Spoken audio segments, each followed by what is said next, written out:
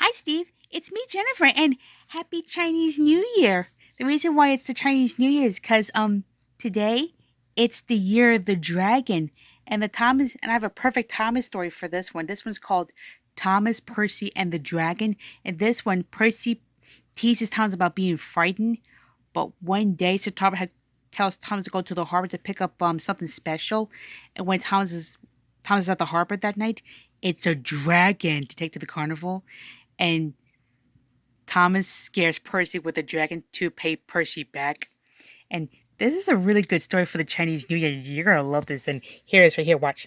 Thomas and Percy are good friends, but sometimes Percy teases Thomas about being frightened, and he doesn't like that at all. One evening, he was dozing happily, but Percy wanted to talk. Wake up, Thomas. Are you dreaming about the time you thought I was a ghost? Certainly not. Anyway, I was only pretending to be scared. I knew it was you, really. Percy went on teasing him. I hope the guard leaves the light on for you tonight. Why? Asked Thomas. I quite like the dark. Oh, really? Exclaimed Percy. I am surprised. I always thought you were afraid of the dark. I wonder why. Thomas decided to say nothing and went to sleep instead. Next day, Sir Topham Hatt came to see him. I would like you to go to the harbor tonight. You have to collect something rather unusual. What sort of something? Asked Thomas. Wait and see, replied Sir Topham Hatt. Meanwhile, Percy was moving freight cars into a siding. Henry arrived with his goods train. The signalman changed the switches, and Percy waited on the siding until Henry had steamed by. Then there was trouble.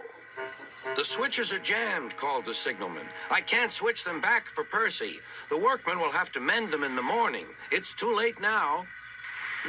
Said Percy's driver. I'm sorry, Percy, but you'll have to stay here for the night.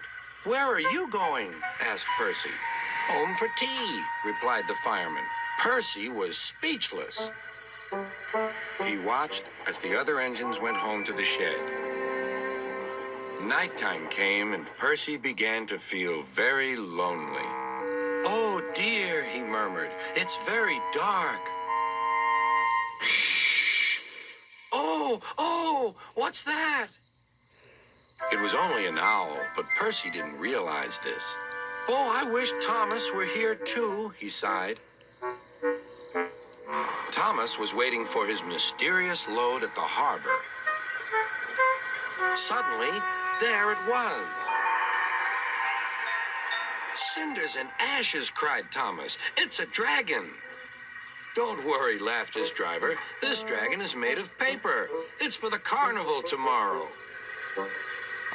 Workmen lifted the dragon onto Thomas's low loader and put lights all around it for protection. Then Thomas set off into the misty night.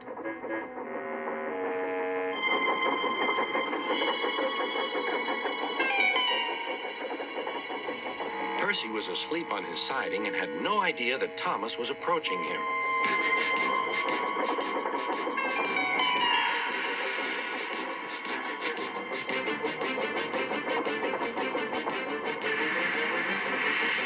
Percy woke up with a start.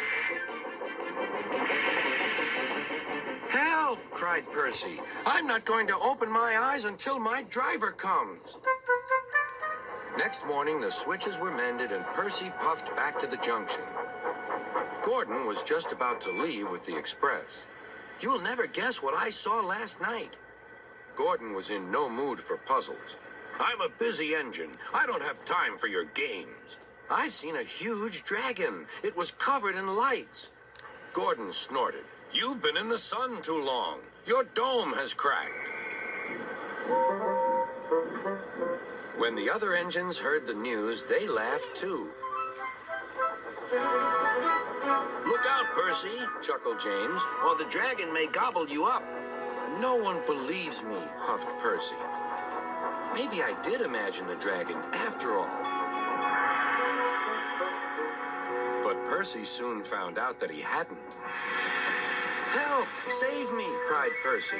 It's all right, whistled Thomas, and he explained about the carnival. By the way, how was your night out? Percy decided to tell Thomas the truth.